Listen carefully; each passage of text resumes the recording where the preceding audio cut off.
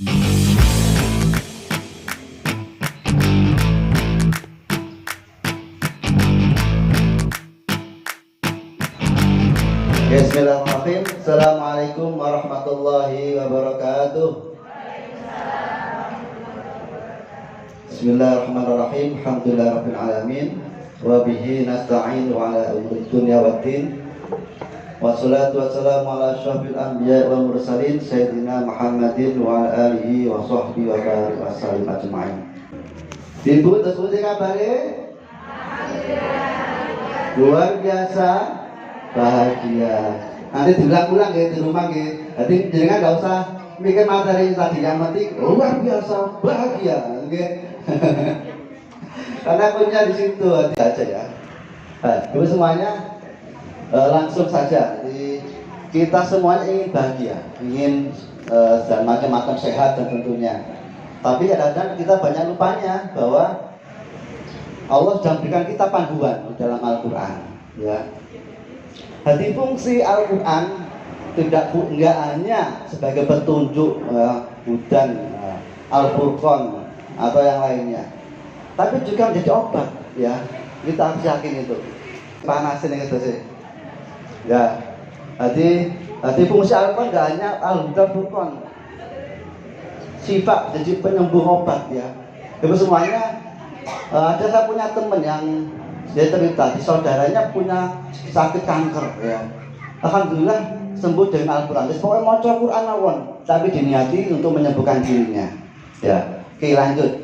Nah, Al-Quran itu kita yang jarang diekspos itu punya manfaat ya, untuk pencegahan yaitu biar kita bahagia. Ya, sumber dari kebahagiaan. Oke, next langsung terus di bawah. Tidak lama-lama ya. Sebagaimana firman Allah, dan kata Ustaz ini lo waca. A'udzu billahi minasy syaithanir rajim. Bismillahirrahmanirrahim. Qul nahbitu minha jami'a. Fa imma ya'tiyannakum minni hudan faman tabi'a hudaya fala khaufun 'alaihim wala hum yahzanun. Turunkanlah kalian Nabi Adam dan istri ke dunia ini ya. Jadi langsung turun, nggak ada panduannya tentunya bingung ya. Makanya ada panduannya. Dan kita ini sekarang cegah bingung, cegah tersesat sudah ada panduannya, pakai Google ya. Pakai Google Map, kita manut dengan Google Map ya. Kata Allah, maka akan datang petunjukku, maka barang siapa yang ikuti petunjukku, fala khaufun 'alaihim wala hum yahzanun. Maka nggak ada kekhawatiran, nggak usah wedi, nggak usah sedih, tapi harus bahagia. Intinya dibahagia, nggak sedih ya. Kata Allah, maka akan datang petunjukku, maka barang siapa yang ikuti petunjukku, fala khaufun 'alaihim wala hum yahzanun. Maka nggak ada kekhawatiran, nggak usah wedi, nggak usah sedih, tapi harus bahagia. Intinya dibahagia, nggak sedih ya. Oke, kita lanjut dah. Jadi healing Quran ini bagaimana ikhtiar kita bahagia dengan Al-Quran ya. Oke, syarat melakukan healing Quran ya ini. Yang pertama kita harus yakin semuanya, yakin pada Al-Quran. Temukan dalam Al-Quran yang belum ditemukan hingga sekarang. Oke, selanjutnya kita harus hilangkan hilangkan menghalangi yang ada. Apa penghalang kita? Ibu semuanya, saat kita mengambil hikmah dari Al-Quran, kita hilangkan apa itu? Mungkin ya Allah, kita punya dosa-dosa, kita istighfar dulu. Ya, mungkin kita punya salah pada orang tua kita. Ya, pada suami kita, anak-anak kita sempurnakan ya Allah. Mungkin saya punya salah padamu ya Allah, kita mohon maaf, istighfar ya. Gak usah mentang-mentang bapak yang salah, yang penting ya Allah pulang jalur ngapura ya Allah. Nah, mungkin ada kesalahan, kita istighfar. Gak usah ngenteni orang tuanya atau suaminya minta maaf ya. Kita bagaimana bacaan kita di Al-Quran ini segala sesuatu kita berinteraksi dengan Al-Quran, kita niatkan untuk kebaikan diri kita. Ya, interaksinya itu apa aja? Entah kita itu membacanya, kita mendengarkannya, atau mendengarkan kajian dari ustadz di YouTube dan lain-lainnya. Tapi kita niatkan dari kita, ya Allah, ben anakku pinter tak ngrungokno Pak Ustadz ini. Nah, kita niatkan. Itu sekaligus menyiapkan cabang baik dalam diri kita juga belajar, itu belajar situ. Itu semuanya ini coba ini salah satu yang pertama kita mengkaji, mengamalkan kandungannya. Ini saya buka soal Ali Imran ya. Ini berkenaan dengan kandungan. Ibu semuanya nanti kalau berkenaan dengan kandungan bisa baca ini Ali Imran atau surat Al-Maryam, nanti bisa dibaca, direnungkan artinya. Ini saya baca langsung. Dan ingatlah ketika istri Imran berkata, ya Tuhanku, sungguhnya aku bernazar kepadamu apa yang ada dalam kandunganku, menjadi hamba yang mengabdi padamu, dan terimalah nazar itu dariku, yang engkau maha mendengar, maha mengetahui. Ibu semuanya, ini cerita tentang istri Imran yang bernazar saat mengandung. Ibu semuanya, ini mengajar kepada kita ibu semuanya, jenengan saat mengandung harus punya niat. Nah, tadi dari ayat ini keluarga Imran mengajarkan saat hamil punya niat. Sebenarnya Imran, Rabbi inni nadartu ma fi batni muharraran fataqabbal minni, ya, di ayat lain itu.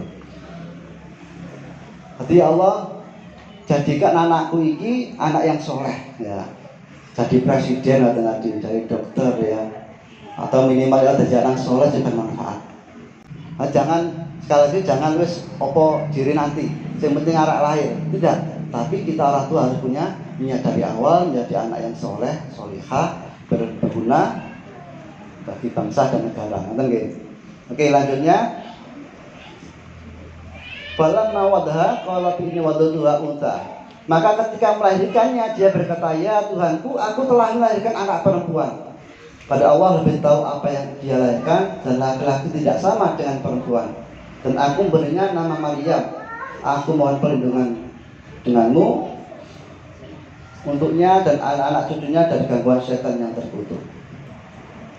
Bapak Ibu yang dirahmati Allah, bisa baca ayat ini, direnungkan artinya. Saat kita renungkan, ibu semuanya, saat kita nanti melahirkan, apapun keadaannya, kita sudah ikhtiar didampingi bidan anak laki-laki atau perempuan, kita harus ridho semuanya. Itu pemberian dari Allah. Ini juga kita siap. Tapi seorang Imran itu bukan ingin punya anak laki-laki. Kenapa? Karena ingin dia itu mengabdi masjid, ya. Karena ingin tadi perabote masjid. Karena pokok masjid ngurusi masjid, ngurusi umat. Ya. Harapannya orang tua seperti itu. Ya. Tapi tiba yang lahir itu perempuan. Ya. Nah, karena perempuan ya ridho pada Allah, semua itu adalah ketentuan dari Allah, semua takdir dari Allah. Kita sudah berusaha mesti rongsen dan lain-lain. Tiba yang lahir tidak sesuai dengan harapan. Tetap kita ridho, semua itu ada anak-anak kita. Oke, selanjutnya. Fataqabbala rabbuha biqabulin hasani wa ambata nabatan hasana wa kafala Zakaria. Baik semuanya, maka Allah menerima dengan penerimaan yang baik, membesarkannya dengan pertumbuhan yang baik, dan menyerahkan pemeliharaannya pada Zakaria. Baik semuanya, saat kita ridho anak kita lahir, maka harus dicarikan tempat tumbuh anak itu dengan baik. Yang pertama dari keluarga, ya. Jadi tempat tumbuh yang baik itu seperti apa? Ya. Kita nandur tanaman, jadi nggone iku sing subur. Apa nek keluargane sering cekcok, sering rame dan lain-lainnya, itu nggak baik lingkungannya. Ya. Kalau Indoma itu banyak baiknya, banyak buruknya, Bu. Ya alhamdulillah kata baiknya Ustaz. Tapi ya kadang-kadang akeh tipine timbangane ngajine nggih. Akeh jutupane timbangane mboten. Lah, mulane iku semuanya walaupun Imran ikut yang sing soleh, nggak sakit, makanya dia mencarikan ustazah sing bisa mbina anaknya. Bahkan Siti Maryam ku sing ngramut iku Maryam. Siti Maryam sing ngamut itu anak Nabi Zakaria. Nabi yang menjadi gurunya itu Zakaria yang ngramut di masjid tadi. Itu semuanya ini mungkin bisa jadi rahasia. Kalau anak kita dari awal kita niatkan ini mengabdi karena Allah, ini menjadi anak soleh, ya Allah, saya serahkan ini anak ini semoga mengabdi di agamamu, berjuang memberi manfaat bagi banyak orang. Terus sudah di prosesnya kita sudah ikhtiar lebih baik lagi, ya, ikhtiar sebaik-baiknya. Kalau sudah niatnya bersih, ya, niatnya benar, di prosesnya juga benar, insya Allah anak ini akan ditolong oleh Allah. Ya. Jadi gambarannya di sini, ketika Nabi Zakaria masuk ke biliknya Maryam, maka dia mendapati banyak buah-buahan. Ketika setiap kali masuk menemui mihrab, kamar khusus ibadah di mana dapati makan sisinya, dia dapati makan di sisi Maryam. Dia berkata, wahai Maryam, dari mana engkau peroleh ini? Padahal dalam sebuah kamar. Dia menjawab, ini dari Allah. Punya Allah memberi rezeki. Kadang-kadang itu bingung. Nggih, mboten napa-napa, mak terlaluan itu nggih, mboten sae. Bingung masalah anak iki kok piye dan seterusnya. Ini dadane tadi stres, ya. Padahal semuanya itu sudah kita itu gak melok nyiptakan Gusti Allah. Nduk kandungan itu gak iso keimangan Gusti Allah, nggih. Jadi itu semuanya sadane menungso itu ya gak iso ambekan lek gak lewat irung. Tapi nduk bayi lahir iku mboten lewat irunge ku nggih. Tinggal placenta ya Allah, ya piye dudu pas njobong dudu iso ambekan. Terus njobong weteng kok mboten patuk-patuk utawa pilek kena air placentae. Nggih, itu semuanya pilihan dari Allah. Makanya anak-anak sebenarnya selanjutnya sampai saat lahir itu sudah disiapkan rezekinya oleh Allah. Dengan asinya, muncul asinya dan seterusnya. Maka saat kita dari awalnya itu kita serahkan pada Allah, kita niatkan karena Allah, visi misinya karena Allah, insya Allah juga Allah akan menyediakan rezeki-rezekinya. Jadi setiap anak membawa rezeki sendiri semuanya. Ya, tetap orang tua ikhtiar, ya. Selanjutnya 38. Inilah Zakaria berdoa pada Tuhannya, ya Tuhanku, berikanlah aku keturunan yang baik di sisimu, yang Engkau maha mendengarkan doa. Nah, itu semuanya ini ya namanya doa orang tua itu semuanya. Jadi kita tetap mendoakan karena Nabi Zakaria. Jadi doanya seperti itu ya. Ya Tuhanku, berikan keturunan yang baik. Qabiyah bani min ladunka dzurriyyatan thayyibah.